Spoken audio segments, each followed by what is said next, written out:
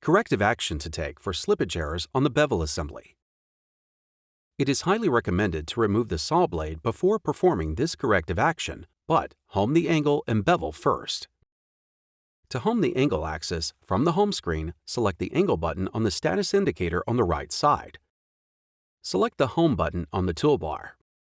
The angle will home and the status banner will turn green.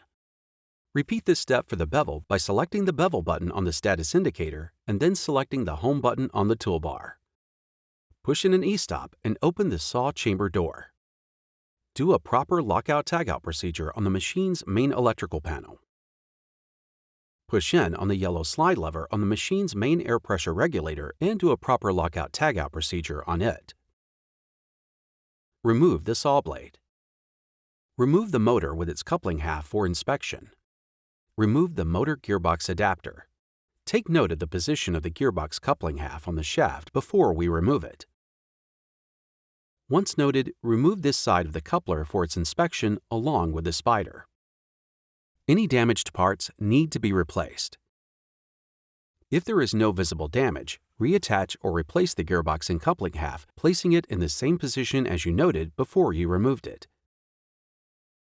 Now, using a torque wrench with a hex key, torque the gearbox end input coupling half set screw to the setting shown on the screen. Reattach the motor gearbox adapter and remove the set screw access hole cover. Reattach the motor, its coupling half, and spider, lining up the set screw with the access hole. Torque the motor end input coupling half to the settings shown on the screen.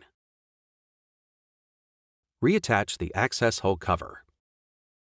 Now torque the bolts on the gearbox output hub to the settings shown on the screen.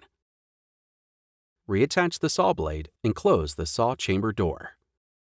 Reverse the lockout-tagout procedures